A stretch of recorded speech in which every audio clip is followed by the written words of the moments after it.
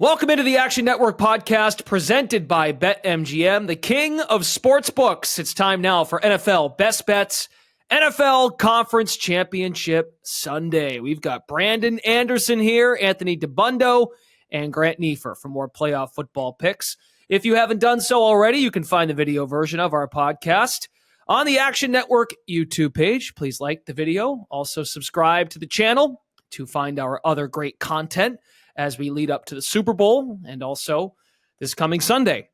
Once you hit subscribe, you can get access to everything. It'll pop right up on your screen when we're live. It's great.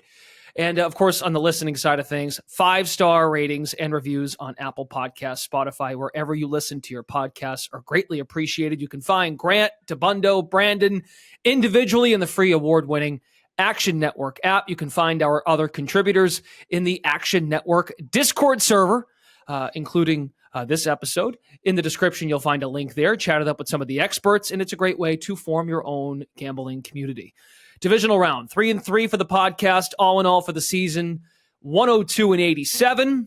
With only 2 games this week, the guys are once again bringing 2 best bets to the table. We will start with Brandon Anderson. We will go AFC, then NFC. Work ourselves chronologically as the Sunday winds down. So let's go to Baltimore, Kansas City. Brandon's first pick. What do you got? Yeah, I'm going to go with the under, but I'm going to take the second half under 22.5. Really, for all the talk that we're rightfully getting about Pat Mahomes, Lamar Jackson, when it comes down to in this game, I just trust the defenses more. I trust the defensive coordinators more. So Kansas City coming off probably their best offensive game of the season against the Bills, right? But the things they did against Buffalo, I don't think are going to work here. They won deep. MVS actually caught passes for the first time in his life. Baltimore is like top 3 against the deep ball. So I don't think that's going to happen here. Kansas City owned the middle of the field. They ran a ton of 12 and 13 personnel. Lots of tight ends out there. Why? Because Buffalo was literally out of linebackers. They had nobody left. Baltimore is one of the best linebacking crew in the league. So Buffalo's playing nickel against them. I think Baltimore can play base there. I don't see the stuff that worked for the Chiefs working here. And Joe Thuney, great guard. It looks like he's probably not going to play here. The other guard, Trey Smith, has yet to practice this week. I don't think that's a thing. But man, I would not want to have even him less than full. It's not great. The interior is the strength there. Their tackles have not been good all season. Like Jamar Taylor just got another false start. Just hearing his name talked about on this podcast, like the man's a walking penalty. So what happens if we get interior pressure? We got Mike McDonald, all that defense, the creative pass rush. I think you saw against Miami, cover 0. Baltimore doesn't do a lot of cover 0, kind of all out blitz there, but mixing that in here and there, getting Mahomes under pressure, normally not the thing you want to do. You want to blitz Pat Mahomes, but this year, Mahomes is 27th and with offense and DVOA under pressure. That's just not been their go-to because he doesn't have trust in his receivers to beat that regularly. And if you look for his career, the way you beat Mahomes is you force him to hang on to the ball longer and have to turn into playmaking because he's getting pressure coming at him. If he has under 3 seconds to throw, over 90% win rate straight up. If it's 3 seconds or more, basically 50-50, they're going to win the game. So that's how you get after the offense. I don't know that I really can buy the Chiefs' offense is just back, quote unquote, just because they beat Miami, they beat Buffalo, half the defense are in the hospital. So I don't know I'm ready to go there against such a good Baltimore defense, but I don't know that I trust the Ravens' offense to have this huge game either. They're going to run. We all know they're going to run. They're a great run team. Chiefs are among the bottom of the league against the run DVOA, run stop win rate, bottom 5 and 6 there. But Chiefs are a top 5 pass D by DVOA. And honestly, we know how I feel about Lamar Jackson. The pass offense just hasn't quite passed the eye test for me as a top play there. Look, Lamar Jackson, we just watched against Houston last week. I know what the final score said. Dude looked like a rookie against a blitz for an entire half of football. Like, oh my God, they're blitzing me. What do? I don't know. I'm getting sacked again. Steve Spagnuolo is going to have some answers and some tests for Lamar. And it looked like Lamar solved the blitz in the second half because he did, because what did Houston do? They just kept blitzing every play. Spagnuolo is going to mix it up. He's going to blitz. He's going to drop. He's going to change up the coverages. And now you got Lamar Jackson guessing. The way they solved it is real easy. How do you solve a blitz? You get the ball out faster. Like, we all know that watching, but you can't do that every time if the coverages are changed. So I think Spags can get after Lamar a little bit. I just feel like there's a lot of avenues here for things to go low, and weather factor always in play. I don't want to do the weather report. We'll let DeBundo check in there, but possible wins here definitely helping under. And then why second half under? You've heard us talk about on the podcast a lot this year. Chiefs second half unders 17-2 for the season. Like, it looks like it has to be an error on the paper. If you had just bet Chiefs second half under all season, $100 a bet, you're up $1,373 just from one season of doing that. And Kansas City in the second half this season, 5.2 points allowed per game in the second half. Like, that has to be a typo, right? But the thing is, they're only scoring 6.6 under a touchdown themselves. Kansas City's defense has allowed over one touchdown only 4 times all season. That includes 7 points in both second halves combined in the playoffs so far. And if you go back to the last 7 games, 26 points allowed in the second half. That includes a Bengals game, Dolphins game, and 2 Buffalo Bills games. So this is just what the script has been all season. It's a tough game to read, but I lean under, and because of the second half Chiefs trend so strong, I'm just going to narrow it to the second half under. Chiefs Ravens, second half under 22.5. Okay, and that right now at BetMGM, juice to the under, -115, so it might be one you want to play sooner rather than later to get the best number at 22.5. Last week against Buffalo, total in the second half is 21. Chiefs did score 14, but they were so efficient in that game. They had 5 less minutes of time of possession, but their efficiency, but a different animal here with Lamar Jackson in that running game. Speaking of which, Lamar Jackson, DeBundo, your first bet is surrounded by the quarterback in Baltimore. Yeah, I'm going to go with Lamar Jackson under 208.5 pass yards. It has come down a couple yards. Still think it's okay here in this game, AFC Championship. I think both offenses are going to have a bunch of success running the ball. And Baltimore is probably going to use some of the stuff that I thought was really interesting last week, which was not using Lamar as just a scrambler, but using him as part of designed run offenses, which we hadn't really seen a lot in the regular season, but we saw them use more of in this game. And we saw the Bills use, Allen as a runner and use that advantage to create numbers of advantages against the Chiefs defensive front, which has not been good against the run, as Brandon was discussing. 26th in run DVOA, bottom 8 in EPA per rush allowed. They can get overrun here. And I think, the one thing that they've really struggled with defensively is when teams have gone 2 backers against them, 2 running backs in the backfield, they have been really bad against the run as well. So I think the Ravens can throw a lot of different looks at them and really create a ton of success on the ground. And I think it's going to limit the amount that Lamar is going to have to pass explosively. You mentioned it last week. They played from the front, which I think they're going to be doing again in this matchup. I would lean toward Baltimore if I had to bet the game as well, because I do think they have some real advantages. But if they're ahead, they're going to lean conservatively and lean on the run game and be successful at it, to the point where I think Mahomes will get his on his side of the ball, but the Ravens are going to have the lead, be running efficiently. And I bet the last 2 games under, just because I think this Chiefs secondary has been undervalued all year. They're really good at taking away the top receiver. Snead's been excellent, and they can kind of roll coverage over the middle if the Ravens are going to go 2 tight ends, 2 running backs, which I actually think we might see a decent amount of in this game, especially if Andrews is back in the lineup, which he's trending toward playing. So we could see like an Andrews, Hill, Edwards, and likely lineup with just one receiver. I think they're going to go very narrow and try to lean on the power run, where the Chiefs have really had issues this year, is stopping quarterback runs and stopping power runs. So I think it's going to be effective for them to run the ball, unless Lamar will come in under his number, trusting the Chiefs defense. And look, like you said, Brandon, like Lamar was good against the blitz in the second half last week, but generally speaking, when you think of what's the best way to stop Lamar Jackson, it's been the blitz. And I think he's going to be able to run a bunch and use his legs to get out of those situations,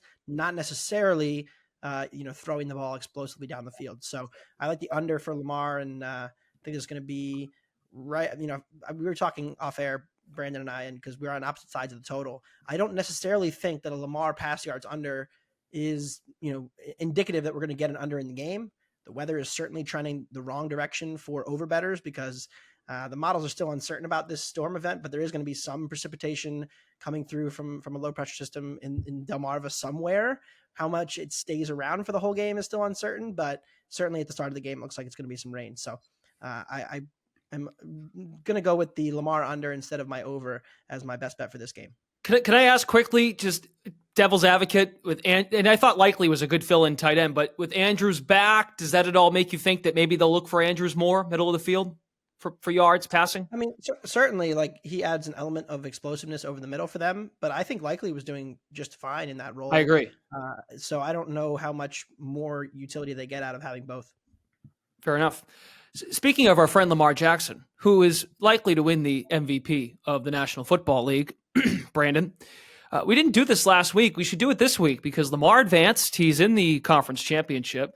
I want to shout out M. Torres with 2 S's, 2 R's, 2 S's. M. Torres left a 5-star review on the podcast a few weeks back, going after Brandon in his review for the constant Lamar Jackson slander. And here he is, conference title game at home as a favorite, granted against Patrick Mahomes and the Chiefs. But, and by the way, M. Torres, you want to email podcasts@actionnetwork.com. Our audio crew will take care of you. They're going to send you over some merch for your contributions. But you're helping M. Torres continue the conversation, as we set up Brandon, because he's on the same play. But I'm sure there'll be more negativity spun into this take from Brandon. Yeah, we love a good 5-star review. We may as well give another 5-star pick and give another Lamar under. That's a 5-star pick if I ever heard one. It's funny because I prepped for this game on Tuesday and came away thinking I'm under on the game, and of all the props on the entire board, touchdowns, yards, carries, everything, the one prop I had marked is Lamar Jackson under. So as I'm usually kind of part of my process for the week, DeBundo's passer play column comes out like late Tuesday usually.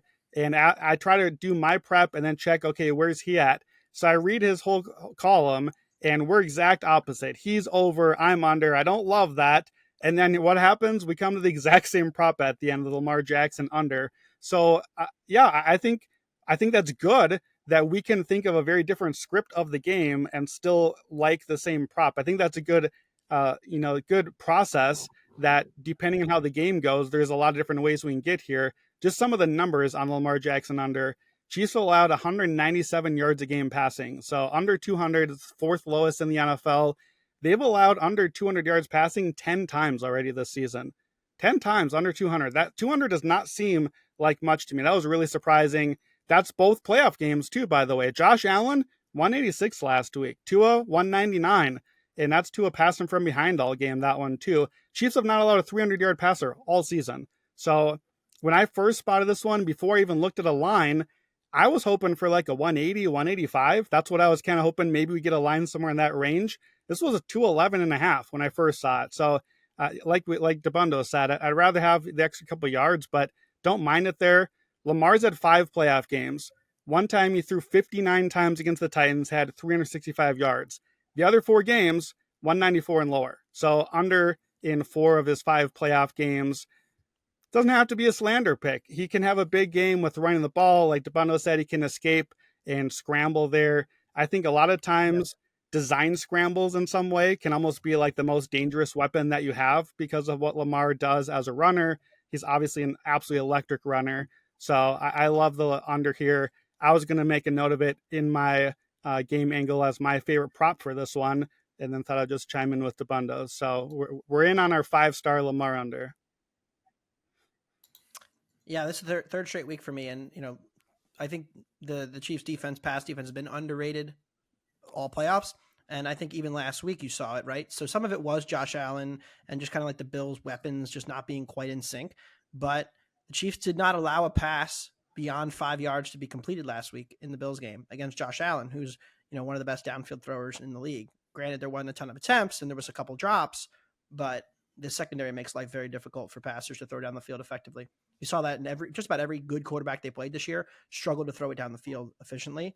I just think that both offenses will have success running the ball here, and thus they'll be an efficient, offenses, even though the pass won't necessarily be there for Baltimore down the field. Okay, I think we hammered the Lamar angle. Our Betty prop bet guys on the Lamar over rush attempts too, over 9.5, which that's moving to 10.5. Would rather get the 9.5, lay a little juice. But and I wanted to add quickly, there is a lineup for Mark Andrews at BetMGM receiving yards, 34.5. Slight juice to the over. Okay, we haven't heard from Grant Neefer.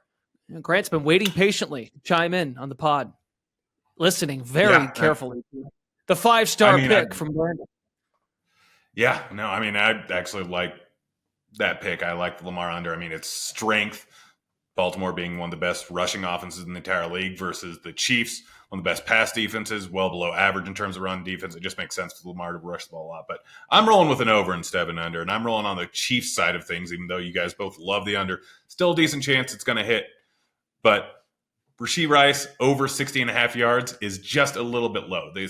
He's been fantastic the second half of the season. The Chiefs, pretty much the entirety of the first half of the season, were trying to figure out, all right, who do we put where? What do we do? Who's going to be the main guy? I mean, you have Hardman, you have MVS, you have all sorts of just kind of mediocre to bad wide receivers in this offense. Tony, like, everyone has not been that great. And then Rice comes in here and he finally starts to do well. And in the second half of the season, they finally decide, all right, we're essentially giving him the not quite Tyreek role when it was Tyreek and Kelsey, but he's going to be the main guy. He's going to be the guy that's going to be heavily targeted. He's going to be the guy we rely on. In the playoffs so far, he actually has more targets than all other wide receivers combined in this offense. And after what Hardman did last week, I don't expect him to get a ton of volume.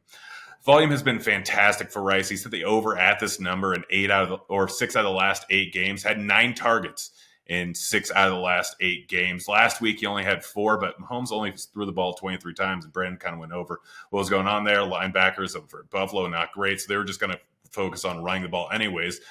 Looking at the playoffs, like, he has 177 rushing or receiving yards so far, and it's been terrible weather game. We talked about how it could potentially be raining, a little bit of wind. It's not like Mahomes hasn't had to deal with awful weather games. I mean, the wind chill in the Miami game was negative. Buffalo, it's playing in Buffalo. There was the snow earlier on. It was cold. There's always wind in Buffalo this time of year. Like, he's played in some rough weather games so far in the playoffs already, and still Rice is going to get a lot of volume. We talk about how MVS was heavily involved in the last game and actually caught 2 long bombs, and they plan to throw downfield, and that Baltimore is much better at getting lower ADOT targets. Like, Rice is still going to be heavily involved in that too. Like, him and Kelsey are the 2 guys in this offense that are going to get all the volume. So we can expect Mahomes to be more like he has for most of the season, 37, 40 passing attempts, not focusing as much on the run, even though Baltimore is a much better pass defense than they are a run defense. There's going to be a high volume of throws because that's just kind of the way this offense operates. I mean, Mahomes had 40-plus passing attempts in like 7 games this year, 6 games this year, I want to say. Rice is going to get the volume. 60.5 is just too low of a number. Okay. Nico Collins, while they only scored 10 points, Houston, Nico Collins, leading receiver, 68 yards through the air on 5 catches in the divisional round. Okay, very good. By the way, BetMGM offering Rashee Rice 59.5 receiving yards right now. Okay, Brandon, your second pick, please. What do you got?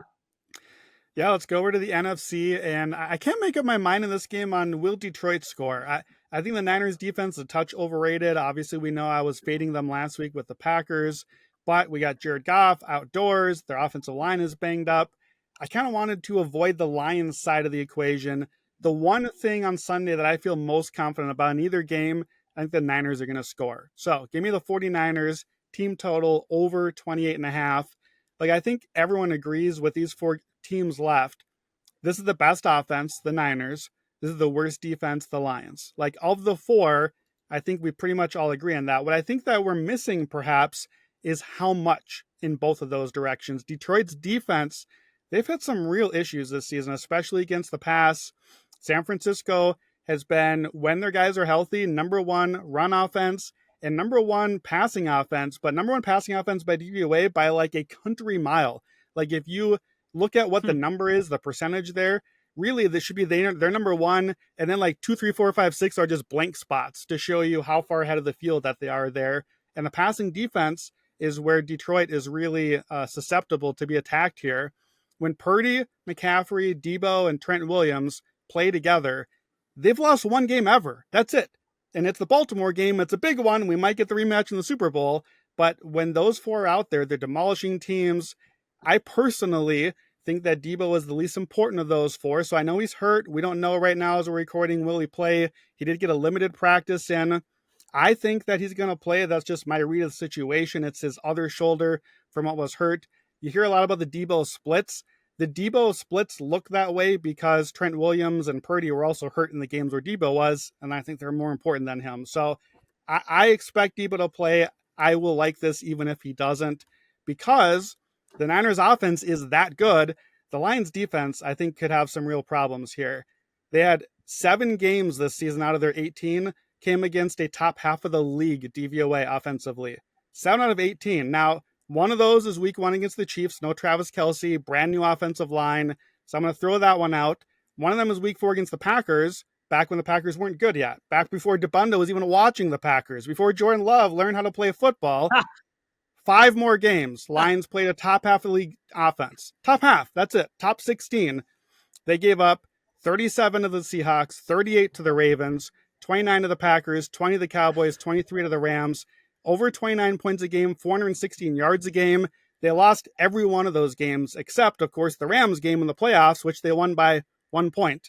Probably should have lost by the numbers on that one as well, except for some of the clock management, coaching, etc. down the stretch. Last 5 games, here's quarterbacks against the Lions that they've played. My man Nick Mullins, 411 yards, then 396 2 weeks later. Dak put up 345. In the playoffs, Stafford 367, Baker 349. That 345 or higher, all 5 guys. By the way, Purdy 340 or more, plus 500 if you want to get in on a little long shot prop there. Detroit, I think, is going to give up a lot of passing here. And I don't love Detroit's offense playing from behind, but I do love Dan Campbell playing from behind, because what happens? Dan's not going to just run the ball and be like, well, we had a good season, guys. Thanks for playing. We're losing here.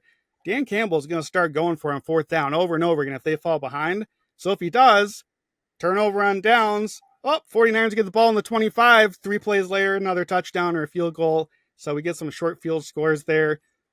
Brock Purdy's last 5 games as a starter.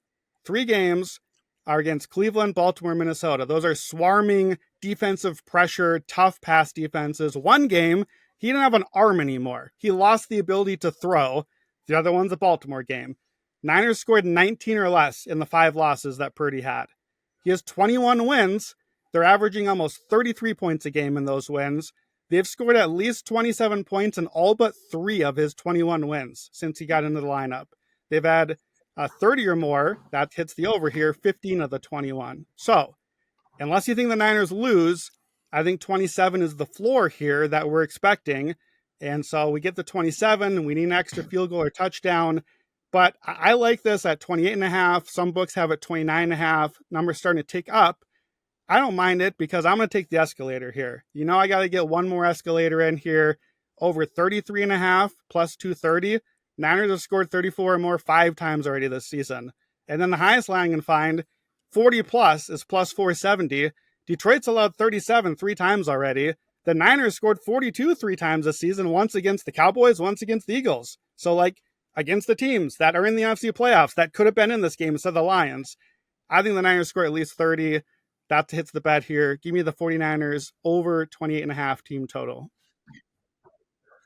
Jeez, I thought you'd just lay the 7 at this point, for crying out loud. But team total. Got it. It sounds like he's laying the 7, doesn't it? It sure does. So, hey, DeBundo, so you're next. You got to pick here. You're going to take a side. And please weigh in on the possibility of Debo. If Debo's out, do we get a 7.5? I imagine he plays 2. I think Brandon's on it. He's probably going to play. At the very least, he's a decoy. But give the other side of it. Why are you backing Detroit in some fashion? Has anybody made the other side of it? And like, if you listen to other sports media, it feels like everybody's just kind of penciled in the San Francisco 49ers into the Super Bowl. Look, well, damn it, give the other side. Here's the thing. I think this is the most important question. Okay. And I'm listening. Brock Purdy has now played 2 playoff games in his career. I'm not going to count Philly because he got hurt on the first drive. One was in perfectly fine weather.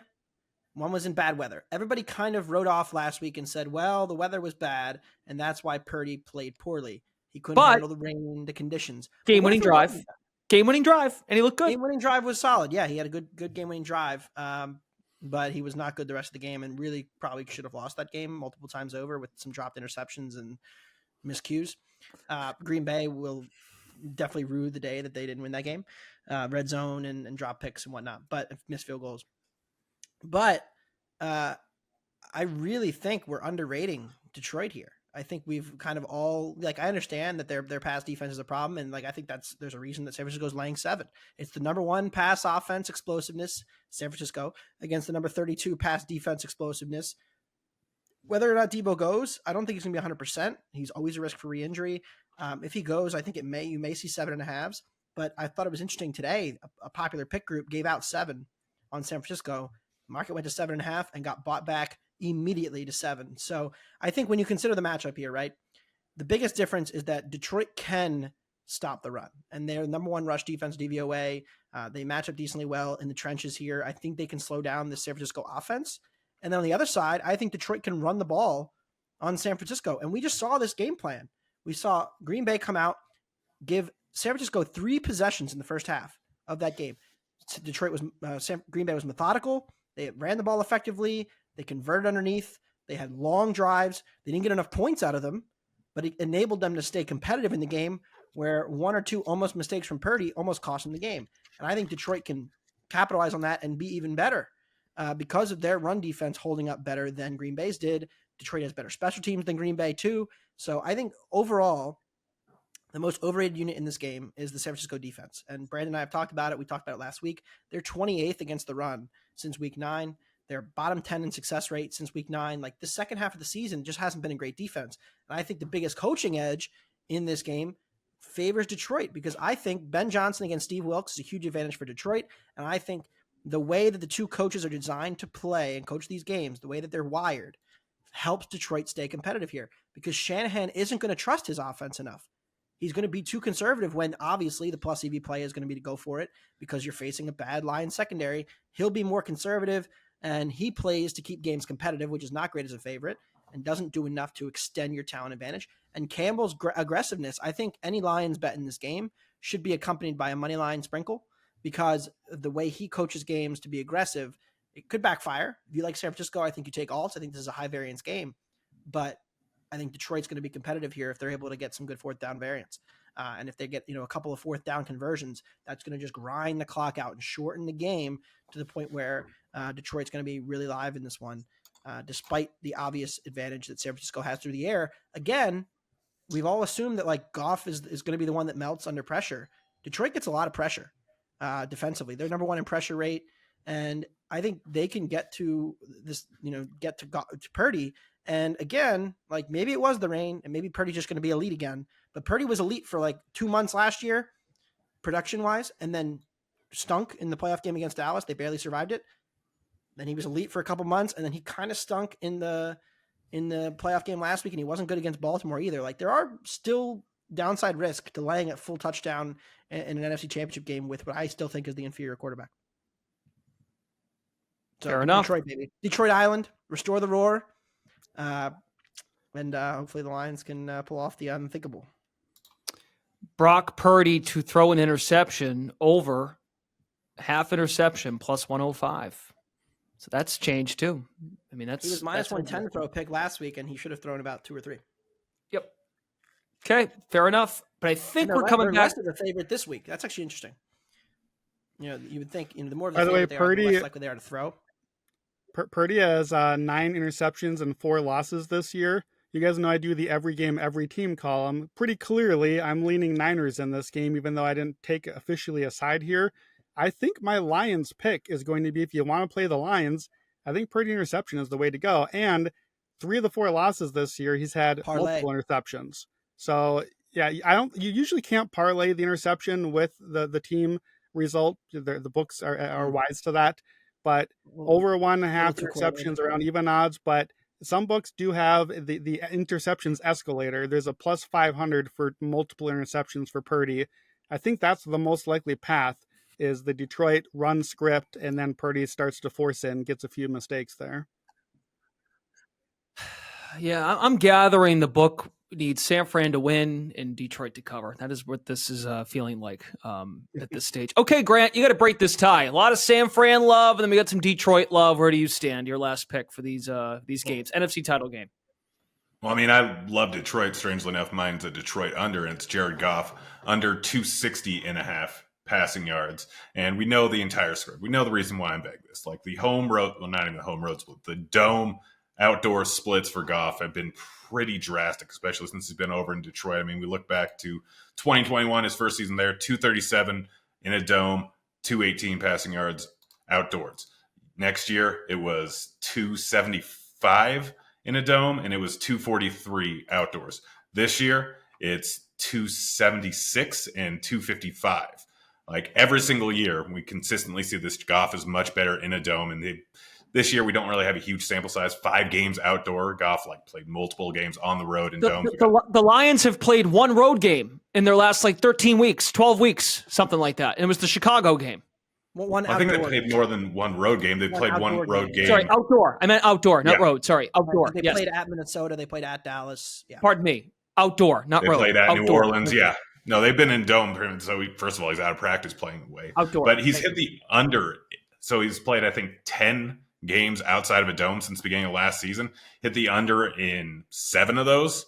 Going back even one more season, I think it's 4-14 or 5-14. So he's hitting the under at a massive clip for this number on the outdoors. And then we look at the potential game script. I get the Niners being 7-point favorites, but Detroit, neutral game situations, playing from behind, whatever it is, they're going to run the ball still a decent amount. We look at situation neutral pass play percentage. Detroit's way below everyone else.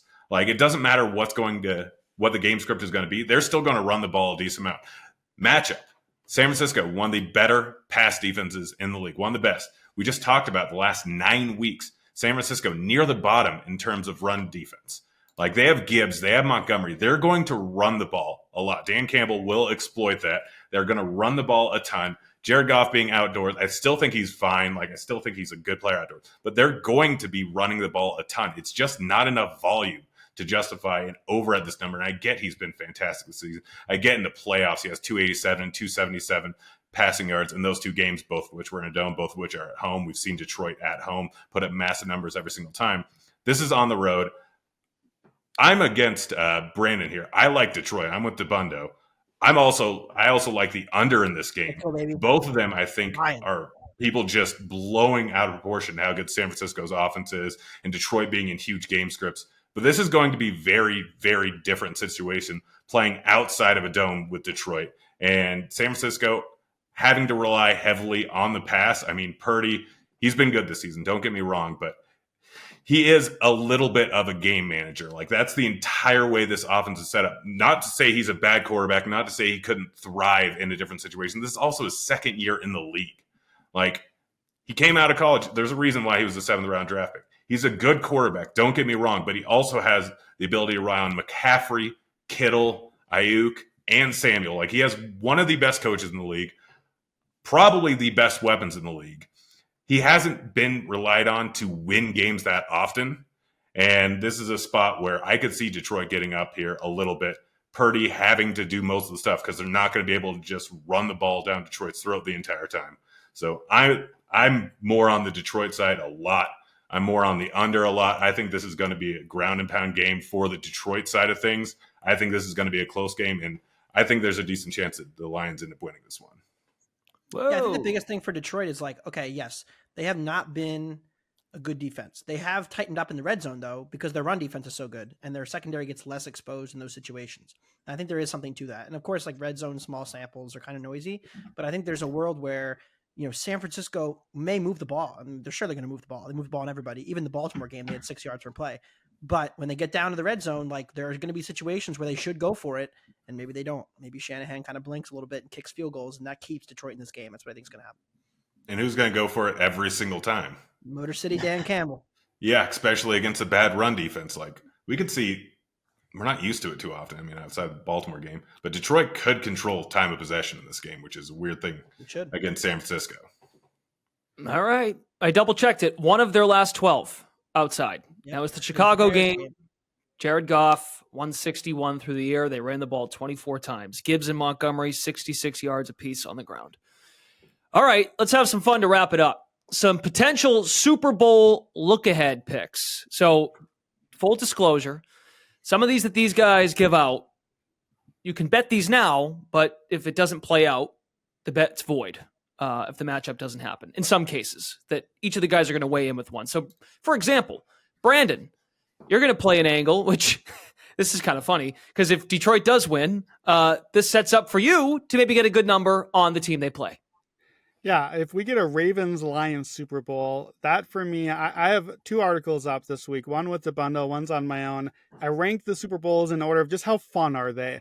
Ravens-Lions to me is my lowest fun because it is my most confident bet, and I'd be all over the Ravens. So I would love the Ravens minus 3.5 right now, especially because I don't think the Lions are going to get there anyway, clearly. But that bet just gets voided otherwise. This is the one matchup that I just don't think is super competitive. Lamar, not my MVP, but sure played like it when they played the Lions in week 7. The game was over halfway through the second quarter. It's 28-0. The Ravens drove 4 times for touchdowns. The Lions went 3 and out 3 times in between. It's 32 plays, 323 yards at that point to 13 Detroit yards. Lamar has 357, 3 touchdowns, and a running touchdown. Perfect game, basically. Baltimore's defense also had a huge game. Their actual MVP. The Lions offense cruising early, got totally shut down. Jared Goff got sacked 5 times. Jared Goff has an interception. They go 7 of 22 on 3rd and 4th downs. So going to get a lot of that aggression coming back here.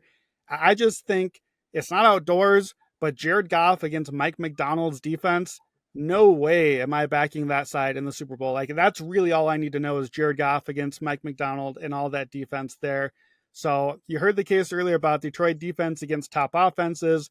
Baltimore is not San Fran, but I think they can get some points too. First game ended 38-6. I don't think we're getting a 38-6. So it's obviously going to be closer to that. But I honestly think this line should be closer to a touchdown than a field goal. It's already starting to tick up at some books, even as a hypothetical line. I've seen it 4.5 at some books. So I wouldn't be too surprised. 4.5, 5, 5.5 is kind of the dead zone. If it's moving that way anyways, could this get to 5.5 or 6? That's where I think it should be. So I'm looking for the closing line value as usual. So give me the minus 3.5 and get in before the 4 if you can at your book. And, I hope we don't get it because I don't think it'll be a fun Super Bowl. I think the Ravens will roll, but we may as well make some early money if we can. And again, to be very clear, I asked this question before we recorded because even I was unsure. You can bet this now, and if neither of these teams are in this Super Bowl, so if it's Kansas City and Detroit or Baltimore and San Francisco, the bet voids. Yes. It's very clear. So Debundo, similar boat, but going to a total. The rematch from Christmas Day, San Francisco, Baltimore, is where you're targeting something, potentially. Yeah. Ravens Lions is Brandon's worst nightmare because he's been so anti Lamar and hates the Lions apparently. But I love the over again in Ravens Niners if we get it again. I mean, they closed 47.5 on the grass in Santa Clara outdoors. It would be 47.5 indoors according to the current number at Vegas. I don't agree with that. It should be a full point higher. These two teams played that game. I bet the over that day. I said both offenses are going to be able to move the ball. The Niners defense remains overvalued. And even though San Francisco only got to 19 points, they had 6.3 yards per play and over 350 yards of offense. They just had 2 red zone interceptions and another one in plus territory. So all of the turnovers that happened, dramatically changed the outcome of the final score, which, by the way, still went over and went to 52. So I really think the total would be too low given the quality of the offenses at 47.5. So I know it's Vinovich and he's a notorious under ref, doesn't call a lot of flags, but I think the over is the play there if we get the chalky Super Bowl. And one of the fun things, if we do get Ravens Lions, yes, we all watched that game happen, but there's always a counter. So I'd be interested to see what Detroit could do to muster up a counter to the Baltimore domination in the first meeting. Okay, Grant Neefer, what do you have for us? I'm going with the lowest juiced bet on the board generally, which you can always line shop, but generally you can find the juice around minus 102, minus 103. I'm going heads. It's been a weird last decade in terms of the coin flip. We've had a lot of streaks, 4 or 5 heads in a row, 4 tails in a row, then heads, then 2 tails, 2 heads. And you would think since it was tails last year, it's going to be tails again this year. No, it's going to be heads this year, I think.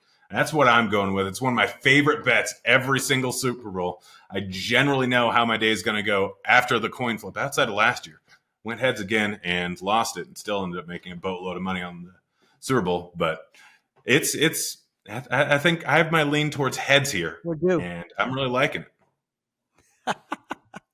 That's fantastic.